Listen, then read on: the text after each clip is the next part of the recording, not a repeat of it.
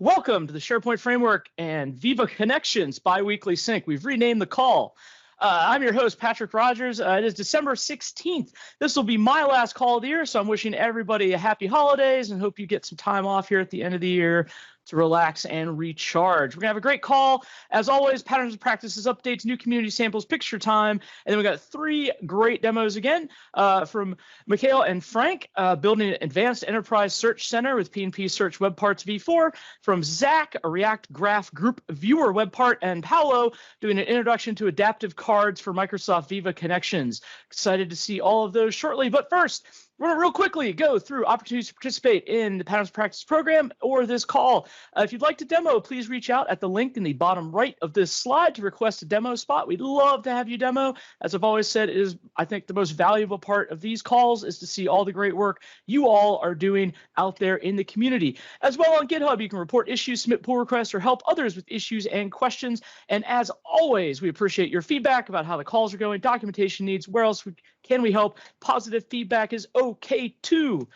This is a slide of links. There are a lot of links on this slide. This will take you to our developer videos, our community videos, our open source repositories, our various sample galleries. The only link you need to remember is aka.ms/m365pnp. Coming up next week is the Microsoft 365 platform call on the 22nd of December. This is just going to be a social call. Come and hang out. Got questions? We'll have a nice chat.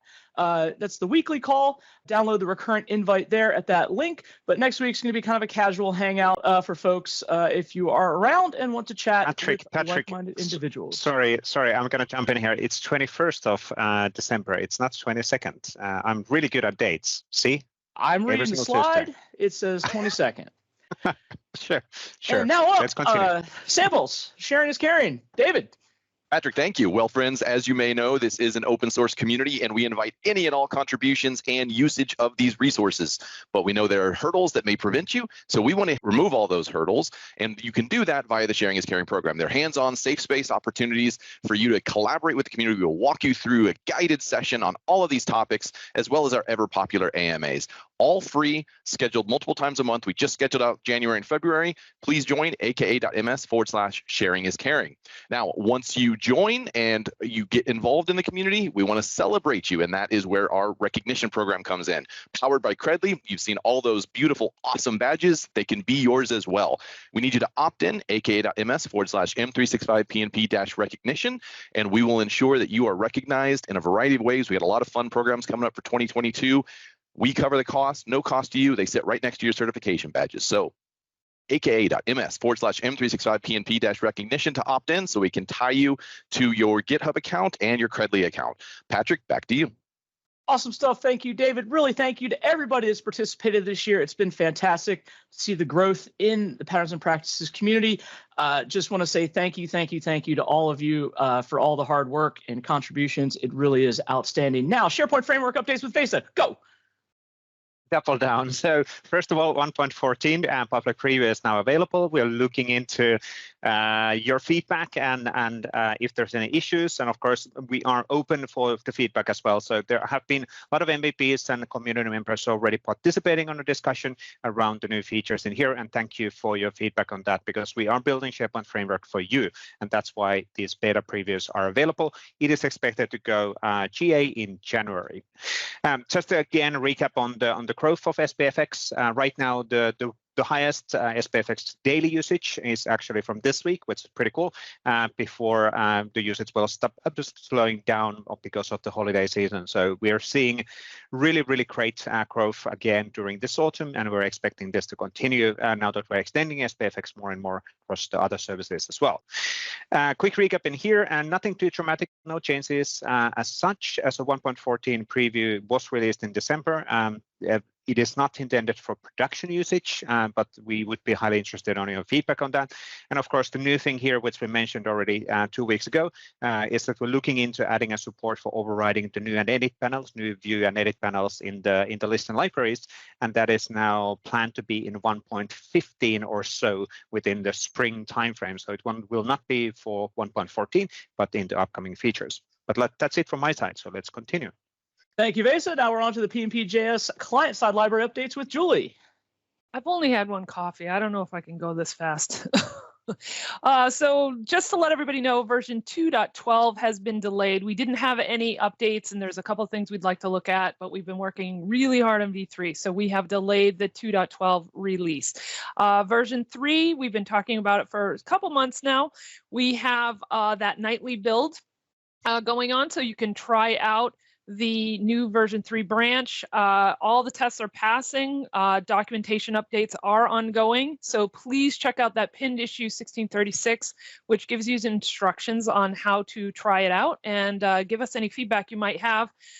We have 2 open topics for this week that we'd love to see if you want to put some comments in the chat, or respond, put an issue in the issues list. Either way would be great. We are considering dropping support for the common JS modules in version 3. And the reason for that is because as of, Node 14 started the experimental phase of ESM modules being supported in Node, and then it went stable in version 15.3. So because of that, and because of all the work we've done to fully support ESM modules in version 3, we're strongly considering dropping CommonJS. So we'd love feedback on what your thoughts are on that, whether you feel like that's a significant issue. And so if you could please provide feedback on that, we'd love it. The other thing is we have decided to change, mainly because it feels like it would help people know that there's problems with their code, by changing the root names of SP and Graph to SPFI and GraphFI, which are the new factories for creating those queryable instances. And so we're just looking for feedback on those names, case sensitivity, obviously. So any feedback you might have on those names, we'd love to hear it. And as always, please follow us, M365 PnPJS, on Twitter to see any and all updates that we have to share. And that's all I have, Patrick, unless you want to add something. Nope, that was awesome. Thank you, Julie. And thank you for all the great work on V3. Next up, CLI for Microsoft 365. New beta 4.3 is out for upgrading SPFx projects to v1.14.0-beta.4, retrieving information about AAD app registrations, external connections for Microsoft Search, installed web languages, and even more. Working on commands to manage apps, CSV output, and more as well. You can always install the beta there with that command line at next, and you can always install the really slick Docker container to test out the CLI or use the CLI without having to do any local setup. You can run it right there in Docker. Release notes available there at the link at CLI Microsoft 365 on Twitter, hashtag CLI Microsoft 365, aka.ms/CLI-M365. More speed, more speed. SPFx Reusable Controls. Reusable Controls React Controls 3.5.0 is out. SPFx 1.13 branch support, enhancements for multiple controls, updated localization for German, Norwegian, and Portuguese, various fixes, release notes there as well, and the React property controls 3.2.0 is out with fast serve support and various fixes. 3.3.0 with SPFx 1.13 star support is coming soon. Special thanks, as always, to all the contributors there on the reusable controls. You can find more information at the 2 links down there below, github.io/spf-dev-fx-property-controls and sp-dev-fx-controls-react. And now, PnP Modern Search. Mikhail, you're on the call. Did you want to cover this one? Sure. So version 4.5.2 is out, and then version 3.23 is out. Version 4.5 has some new additions where you can link more web parts. Frank will cover that in the demo, so you don't have to pass it over to me for the demo. There's also some fixes on the smart navigation in SharePoint, where the search box broke if you navigated back and forth between a PnP page. There's also a fix on templates because someone changed the indexing backend without letting anyone know. So you now get more data in on each search results, which messed up our icons and previews. But all that should be fixed in version 4.5 and version 3.23. Over to you, Patrick. Awesome stuff. Thank you much. I can't imagine who would have changed anything in that interface. Now, SPFx sample updates with Hugo. Wonderful, thank you. So we have a couple repositories available to you where we have samples for SPFx extensions and SPFx Web Parts. They're available at aka.ms/SPFx-extensions and SPFx-Web Parts. I don't know why my fancy animations just stopped, but if you look at the samples that we have in those repositories right there, SPFx has been around for a long time, and SPFx, every version of SPFx is potentially compatible with a very specific or set of specific versions of Node.js. So one of the things that I would like to propose for over the holidays is let's take a look at these samples. If you're looking for a way to contribute, you can actually look at some of these samples that are like older, or let's say 1.7, 1.8, 1.9, and upgrade them to the most recent version. Now, the web parts will still work in the older versions of Node.js and SPFx.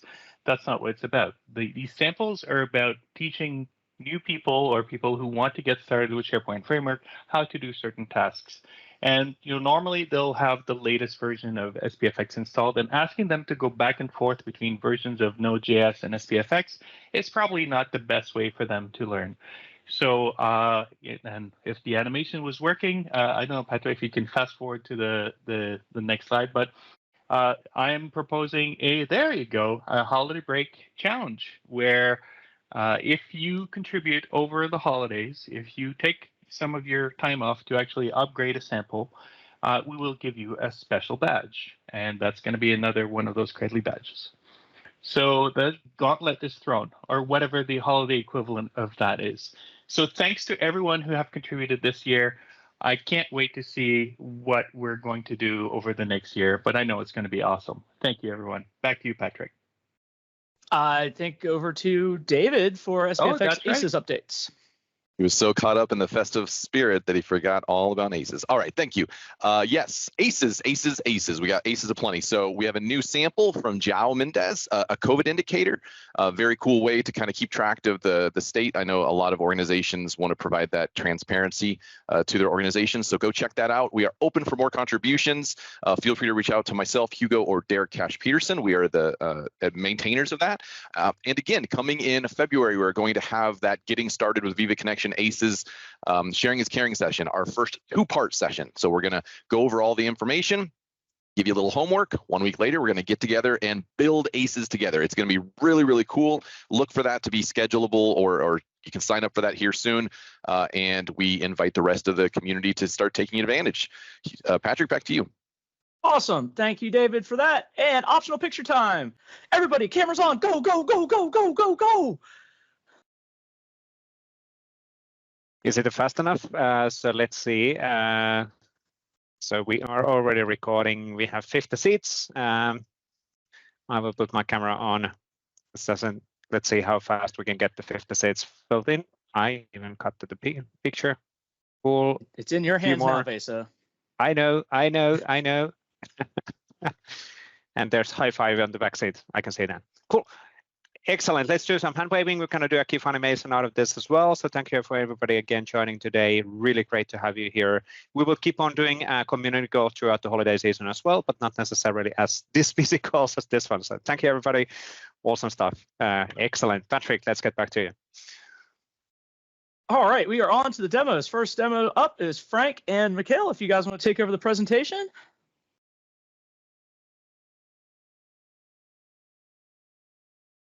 Okay, so in this quick demo, I wanted to show the extensibility option and customization options for the PnP Modern Search. So let's jump in this.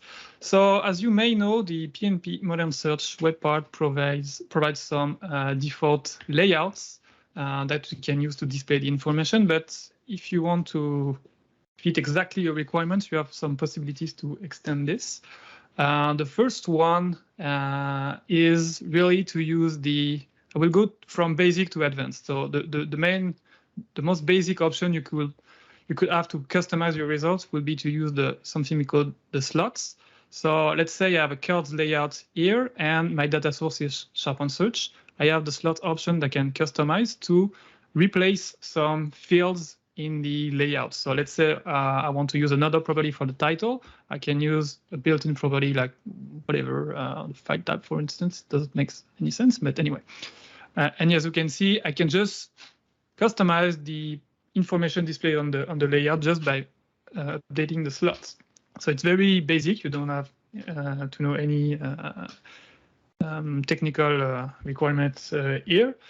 So we go to the next step where we have some options within some layouts. So let's say cards and detail list, they have some options directly in the layouts to customize a part of the layouts. So for instance, the cards, you have manage card fields here, and the detail list, you have manage columns. So if we click there, you will have some options to customize the column value. So as you may already know, the SharePoint PnP, the PnP Modern Search use HTML, CSS, and handlebars to render the results. So in there, you can use HTML and handlebars to customize completely the output for the specific fields in the layout. So in the detail list, let's say I want to create a column with this field, and I want to completely override the result. I can do that with HTML, CSS, and handlebars.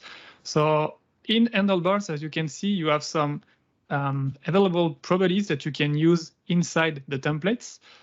These properties here comes from the data context that is provided to your template. So to know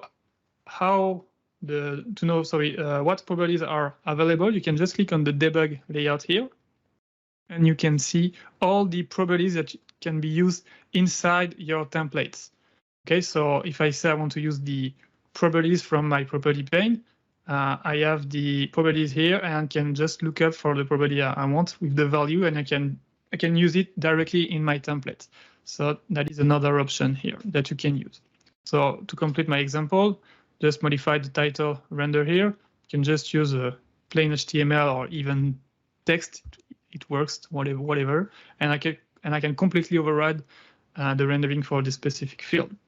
So this is the step at layout level with the card, with layout specific options. The next step is to create like custom templates. So you can start from an existing template. So let's say the list template is the one I want, and I want to write some conditional rendering. I have another option called result types. So let's say I want to use I'll just go back to my slot and go back to the title. It would be easier here for the condition. So okay, so let's say I want to have conditional rendering for rows. I can use the result types function. So this is basically the same. You can write conditions with HTML outputs. So for instance, all the results containing where the title contains like Contoso, I want to completely override this specific row for that result. So I can just write there and can do pretty much what I want here. Test and can, oh, sorry. Title Contoso, blah, blah, blah, yeah. It should work, but okay. Okay, never mind. But it should work. Actually, you can override. Oh, sorry. Yes, this is better. Yes, this is better. So you can completely override the row rendering without writing any handlebars condition. So this is another option to customize the display. The other option is to go full custom. So to do that, we provide like a starter template, the custom template that you can use to completely override the results. So from here, if you click there, you have the template, the old template available here. So it's HTML, CSS, and handlebars. So like I said, you can grab the values from the data context and use them inside your templates. And you can also use CSS rule here that only apply inside your web parts. So if you declare some CSS classes here, they are only available inside your components. So if you inspect, for instance, the output of this, you will see the PnP template here is prefixed by an ID. It's not really, there is always an ID here, that isolates the old CSS classes inside your component. So to prevent any conflicts with global CSS classes, so you can safely create your styles here. What else? So you can iterate through your items using handlebars, instruction, and helpers.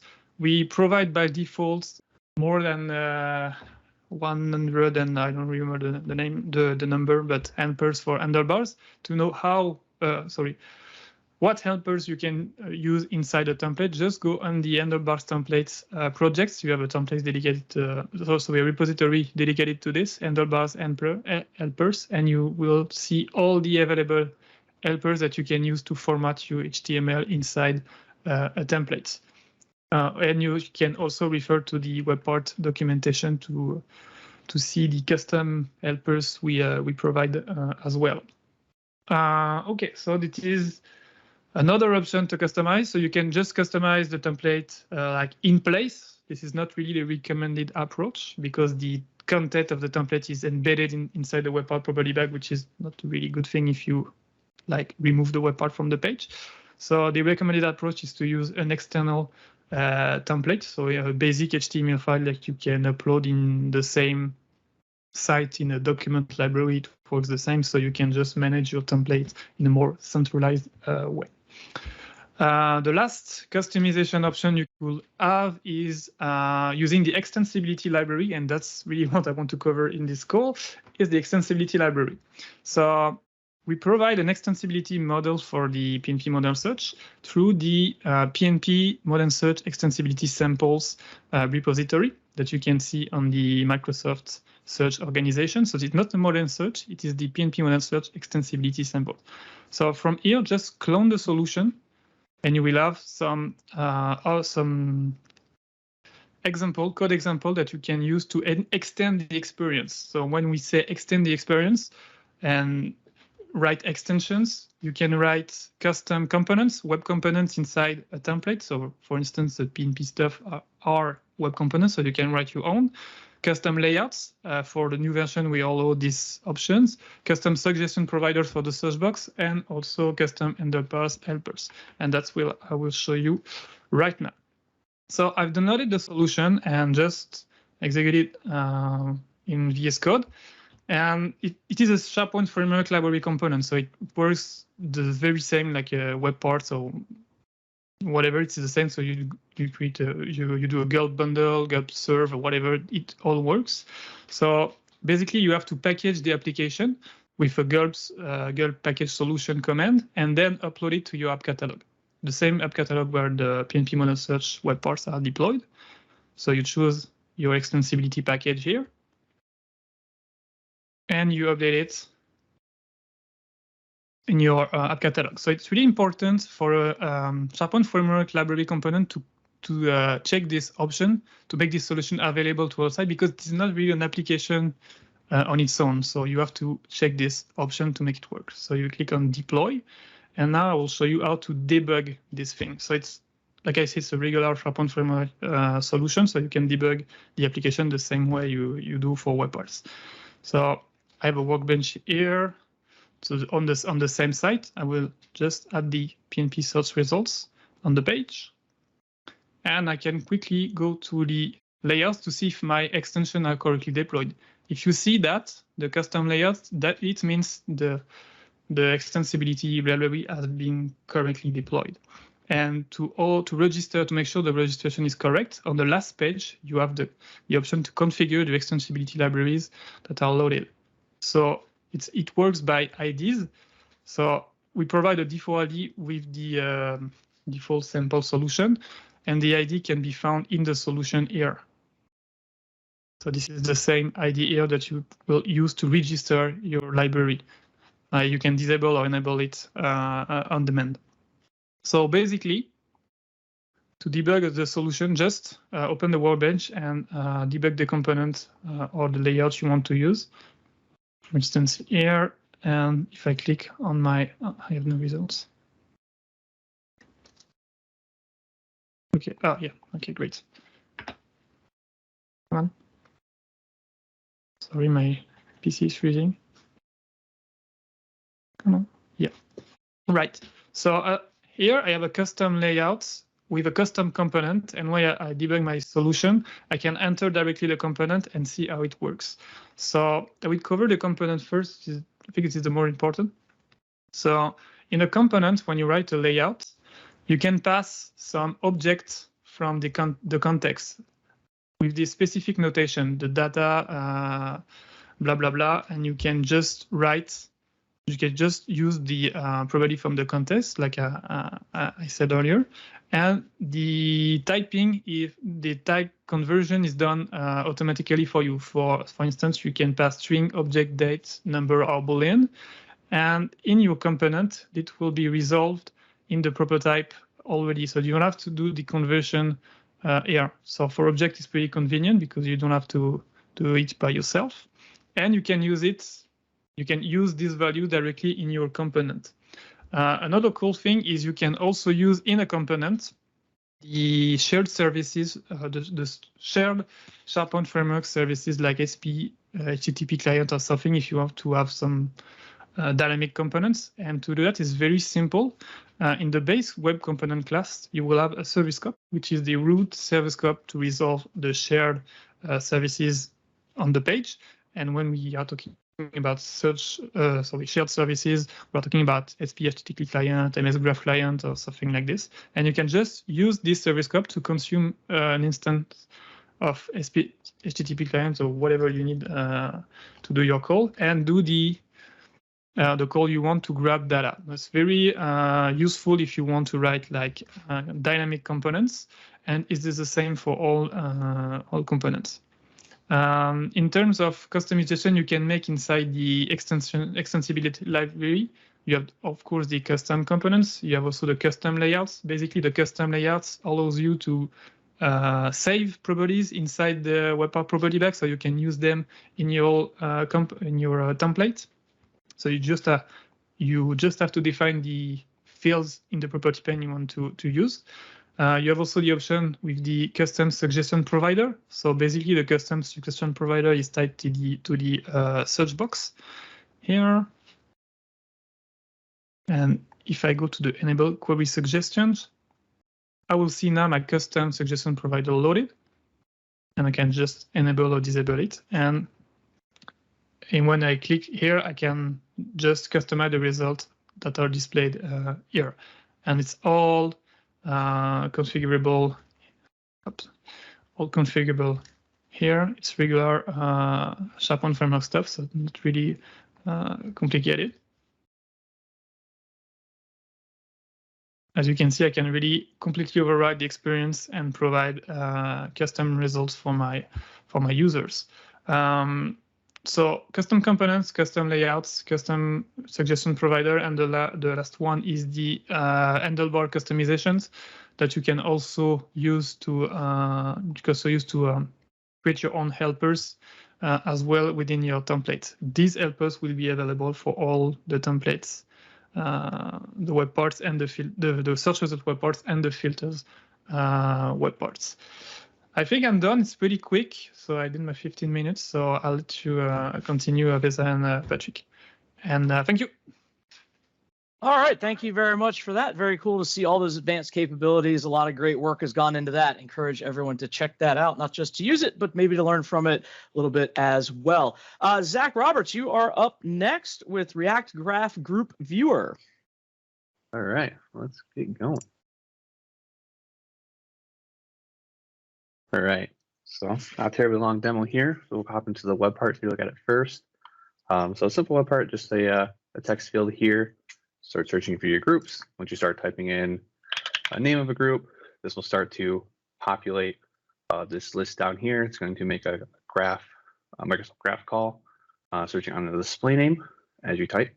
You can then select a group here from the list, and down here it's going to load this component in here. If there's a description on the group, it'll display that here as well. Clicking the view. Zach, can you a bit zoom? Sorry for jumping in here as well. So just yeah, excellent, brilliant. Because that's easier this way. Thank you. Yep. So clicking the view members button will load the members of that group. You can see here if there's an email address attached to that user, they'll show here as well. You can use the search bar here to just filter. That's a great search. They will put test in their name, but you can filter them out if you're looking for a larger group. You can filter that down there. Export to CSV. This is using a React component CSV link. So this will download or export the list of all the users in the group to a CSV document of the name and email address attached. You need to export, share with a user. And so if we click another group, it'll allow us to change the name here, to the members. You can see that the count of the members also updates and also who is a part of that membership. So I'll hop over into the code now, take a look at how some of this kind of works here. So we're on the main view of the web part right here. So we have that text field right here, and during an on change event, we're going to take the text value and pass it into our the search groups function right down here, and that's going to make this graph call right here. So it's going to return the top 5 results. It could be some improvements to this where you could have in the properties panel, you could adjust how many results you want to return. So, opportunity there, and then we're going to take the results from this and set it to our state. So we'll hop into, so the group list component also is pulled into here on this main page here. We'll hop over to that. So once the results are loaded, it's going to pass these props into the group list. We're using a PnP component here for the list view. So we set our view up here, the view field. Going down here, you can see our list view here, and the views up there. And our items are passing as the props. We have the selection mode of single, so you select just one component at a time. On selection, we are going to calling this function here and we're passing all the items and the details into this module here, or the model. Display name, description, and ID for the group. And we're setting the selected group here. With the selected group, when the state value is not null, we're going to display this component here. So group details is that component that shows right here, so the group description or the name. And so that will be right in here. And so we have that little button on this component where when you on click, it's going to control showing that panel, just that the state is not true or false there. And during that members list, we have another component here with some props that we're passing into with the group name and the group ID. So based on the group ID, that members list, when that loads in, we will have, when this component loads, when it mounts here, so it's React component on mount, we're going to run the load members. And so we're going to set our state to loading. So if you have a slow connection there, it's going to have a little loading bar there. We're calling the get members function, passing in the selected group ID, and we're going to wait for that response here. So it's going to do the PnP graph call, get the group members by the ID. It's going to return that, and then we're going to, once we get that response back, we're going to set our state into the values here. So that's kind of how it all flows together there. And yeah, that's about it. Thanks, everybody.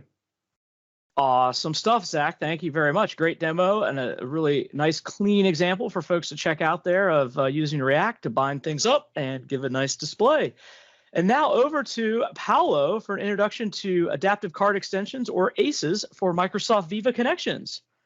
Take it away, yes. Paolo. Yeah, thank you, Patrick. So yeah, let's talk about the Adaptive Card Extensions, also known as ACEs, for Microsoft Viva Connections.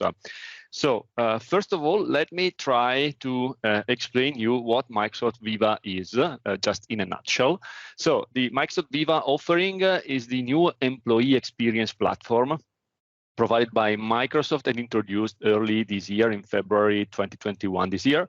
And at the link you see on this slide, you can find additional details about the Viva offering.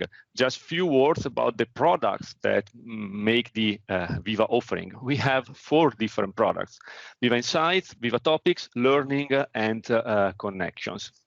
Well, Viva Insights is the service or the product that will help people to achieve a better work-life balance. So it is a service which provides insights to the user, to the employees of a company, in order to better understand how to manage their time and how to manage their work-life balance. And it will also provide, and it provides information, for example, to managers or leaders about how the employees are performing and managing their life and work balance. Of course, in the full respect of privacy. Then we have Viva Topics, which is focused on helping people to manage and organize and find their content in the company. We have Viva Learning, which is the solution for helping people to learn and to train employees through an offering of training material fully integrated with the Microsoft 365 ecosystem, but provided not only by Microsoft, but mainly by external partners, training partners. And at the end, we also have the Viva Connections offering, which is the, we can call it the company branded experience for employees. All of these products are fully integrated with the Microsoft ecosystem, Microsoft 365 ecosystem, and specifically with Microsoft Teams.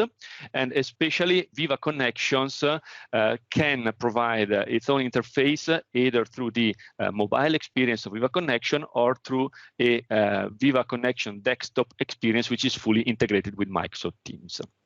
Now, as developers, we can extend Microsoft Viva Connections using SharePoint Framework, which is, as I wrote in this slide, the uppercase T extensibility framework for the whole Microsoft 365 ecosystem. In fact, we can use SPFx to extend SharePoint Online, clearly, but we can also use it to extend Teams, and we can use it to extend Microsoft Viva Connections as well. And we can do that with multiple options. One is to create the so-called adaptive card extensions that we will cover now. But we also have other options like creating web parts or application customizer with SharePoint Framework. In fact, the Viva Connection desktop experience is nothing more than a SharePoint Online page enriched with Viva Connections, with the Viva Connection dashboard. But at the very end, we can extend it with web parts or application customizer that we're used to building with SPFx. In order to build adaptive card extensions with SPFx, we need to use at least version 1.13 of SPFx. So that's why we are talking about these new capabilities nowadays, because they are related to the latest released version of SPFx. Just to give you an idea, this is just a screenshot of the Viva Connection desktop on the left side. And as you can see, here we have the dashboard with a set of cards rendering different kind of information, helping employees to live a better work life in their company. And on the right side, we have the mobile experience still with the adaptive card extensions. In fact, whenever you create an adaptive card extension, you can leverage it either in the desktop dashboard or in the mobile experience. And that's really powerful to help people find the same user experience in different platforms and devices. So, wearing the hat of a developer, how can we create adaptive card extensions? And let's try to understand what adaptive card extensions are from a developer point of view. Well, an adaptive card extension is nothing more than a card, so a UI component rendered, as we already said, in the desktop or in the mobile experience of Viva Connection, which from a SharePoint Framework point of view are implemented simply like a new flavor of extension that we can create with SPFx. So, you know, nowadays with SPFx, we create web parts, we can create application customizer, we can create list customizer, list view customizer, and stuff like that. We can also create with 1.13 the adaptive card extensions. And when we do that, we can rely on two different main flavors of UI components, the card views and the quick views. And we will dig into them shortly in this demo. The card views render a really simple UI and are the entry point of any adaptive card extension. The quick views are more complex, potentially more complex UI components, which will be rendered based on the adaptive card JSON syntax provided by Microsoft, not only for the adaptive card extensions, but generally speaking for a lot of or most of the workloads that we have in Microsoft 365. In fact, we can use the adaptive card JSON when we create extensions for Teams, when we create bots, when we want to extend the UI of the Power Platform with Power Automate, providing input to the users and stuff like that. So the adaptive cards are nowadays almost everywhere, including in the SPFx development experience when we create adaptive card extensions for Viva Connections. So let me move to my demo environment and let me explain you how to create step by step your very first adaptive card extension with SPFx. And before starting to creating the real adaptive card extension, I just want to show you what the result will be so that we can be all on the same page while I will work on the Visual Studio Code side of the story and in the command line tool. So this is the hello world of an adaptive card extension rendered in the workbench of SharePoint Framework. Well, and we are using the workbench because, as I said, it is built using SPFx, so why not using exactly the same development experience that we can already use for developing web parts with SPFx. This is my hello world adaptive card. I can click on a button in this adaptive card and I can see an additional UI component, which is the quick view card, which, despite the name, is the complex one, the one which can render much more complex content, as you will see later in this demo. And we can create rich UI experiences based on multiple card views and quick views to provide a fully integrated experience for our employees. Of course, these cards can also be configurable. So I can go to the edit mode of the workbench, and we can see that by clicking on the pencil, we can also configure the adaptive card extensions to define what kind of rendering we want to have and eventually what kind of properties we want to provide to configure the adaptive card, as it happens for any other web part that we have and that we can create with SPFx. So now let's see how we can do that in practice. And here I am in the terminal window of my machine, and I can simply use the command generator for SharePoint Framework, so yo@microsoft/SharePoint, to start the generation or the scaffolding of a new SPFx project.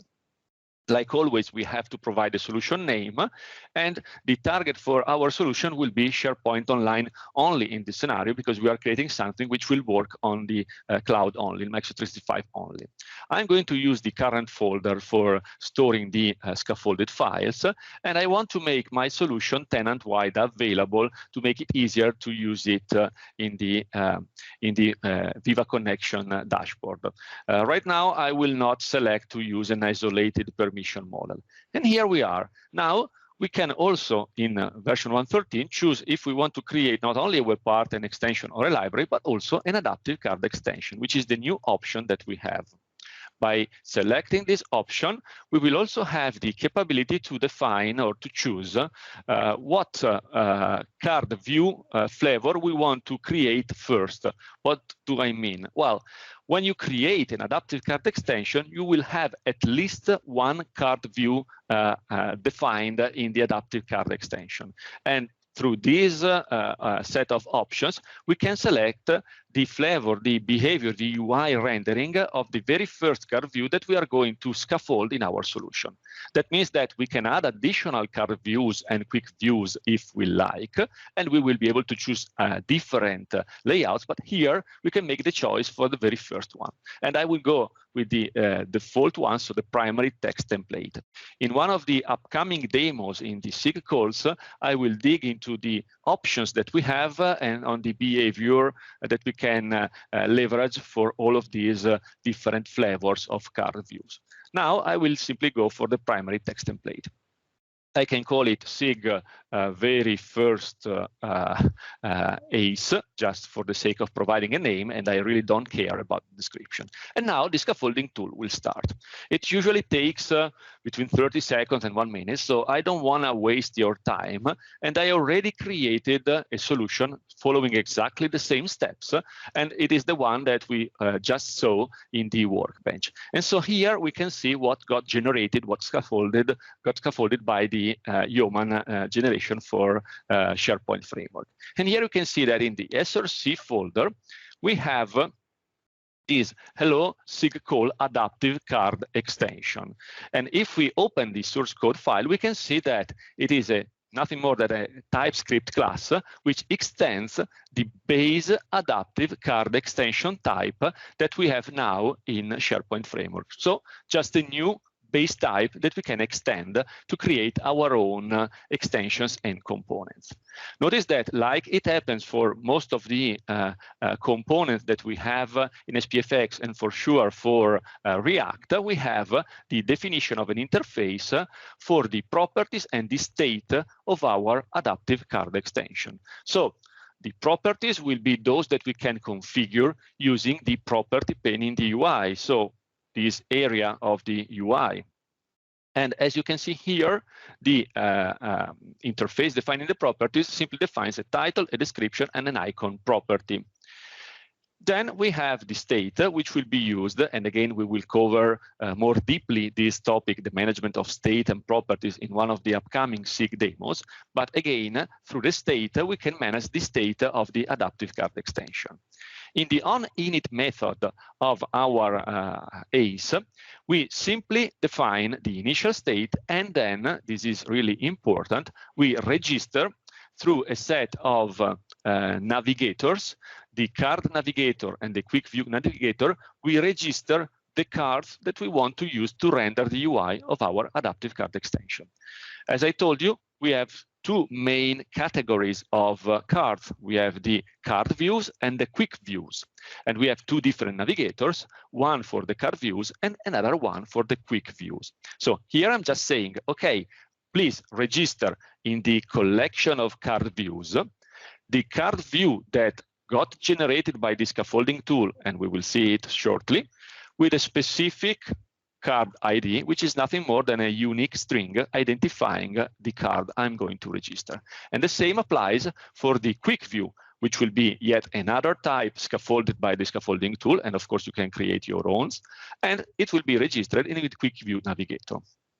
Then we also have a section, a method actually, to render the property pane. And this is an interesting behavior for the generated code. We have the property pane stored in an external file.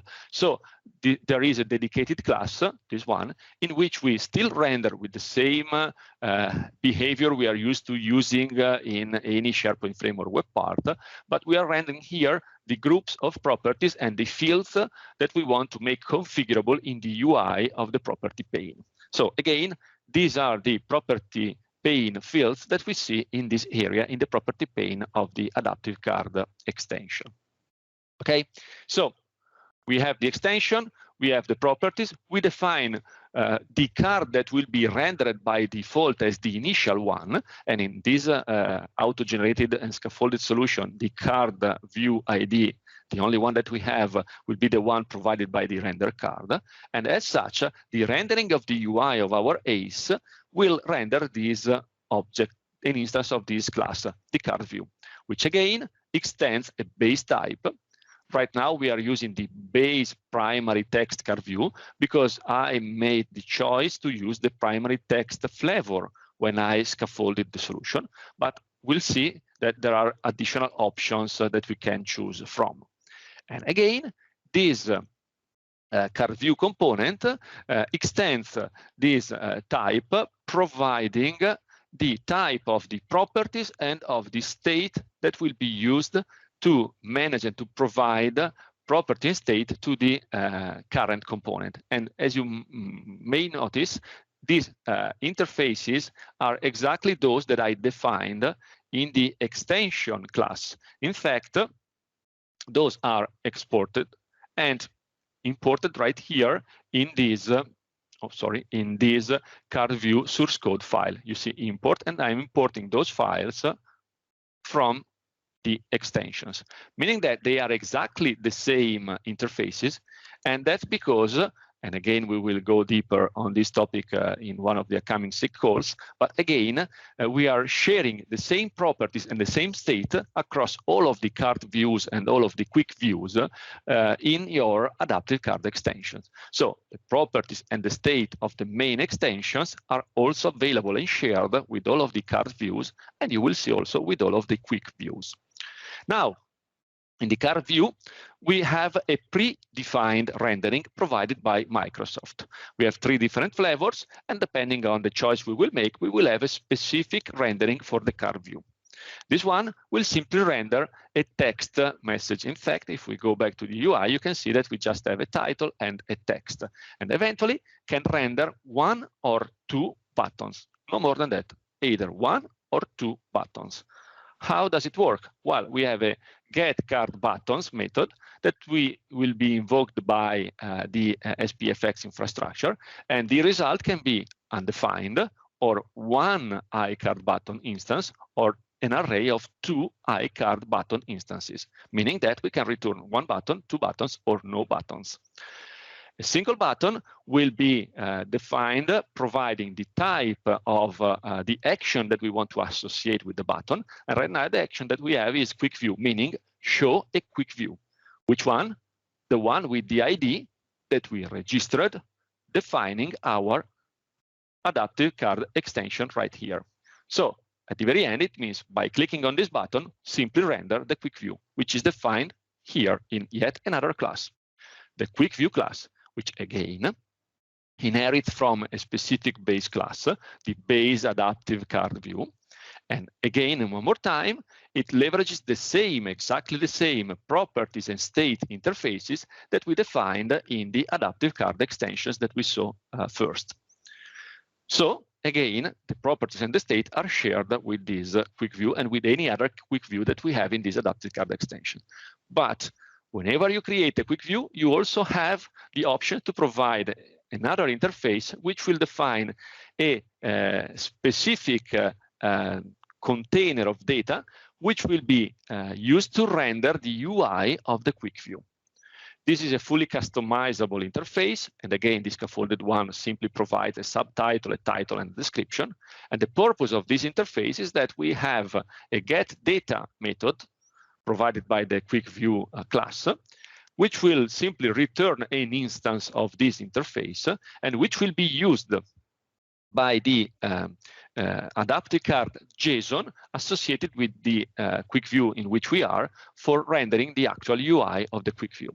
So here we say in the get template method that the template for this quick view is defined in this JSON file.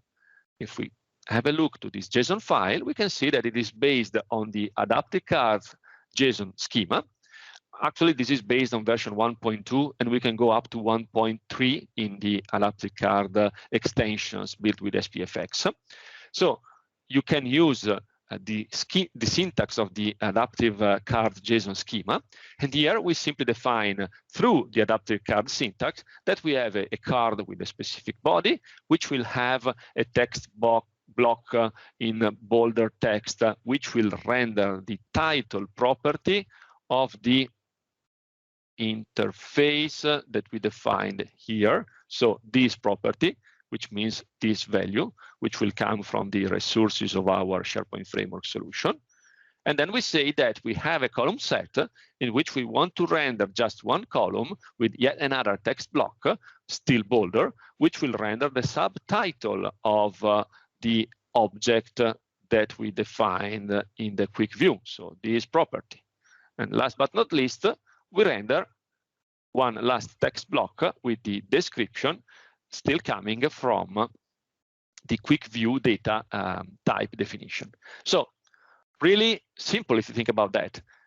It will be scaffolded for you, but it will be in a card extension extending this base type based on a set of properties and state objects. You can then render one or more card views that you will have to register with the card navigator. you can render one or more, actually 0 or more, because you could even have an ACE without a quick view. At least you can render, if you want, one quick view, creating a type inheriting from base adaptive card view and still providing properties and state, and providing optionally an interface for additional data that you will render through data binding in the JSON of the adaptive card that you are rendering right here. And the SharePoint Framework infrastructure will take care for you to do the actual rendering of the adaptive card extension, and it will take care of providing the mobile experience or the desktop experience in the Viva Connection desktop UI for your adaptive card extension. I think that's all on my side. I'm 3 minutes ahead of schedule, which is not bad. Today we had a goal to finish on time. We might even finish few seconds before, which is not bad, I think.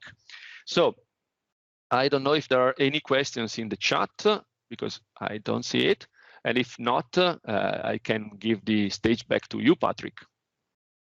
Awesome stuff. Thank you, Paolo. Thank you, Zach. Thank you, Frank and Mikhail, for those great demos and bringing us in under time. We got a few minutes left. So just want to thank everybody again for everything this year. We do have a couple more community calls, but this will be my last one for the year. So just wanted to say thank you to all of you out there in the community for everything you do and for participating and helping each other out. It really is fantastic to see. I hope everybody gets some time off and some time to reflect and relax here at the end of the year, and wish everyone the very best for the new year. So thank you, thank you, thank you from myself and everybody else on the team. As always, a recording will be available in about 24 hours. You can follow us on Twitter. Our Viva Connections SPFx call will be December 30th. That call will happen. David Warner is going to cover the hosting duties there. And we have the next general dev call December 23rd. Developer community calls, if you're interested in any of our other calls, Microsoft 365 platform call every Tuesday, as well as adaptive cards and a bunch of other great calls. If you'd like to check those out, you can find the invites there, ak.ms/m365pnp. Thank you, everybody. Have a great 2022. Talk to you soon. Bye-bye. Awesome. Thank you, Patrick, as well. Great job on hosting. Thanks, everybody.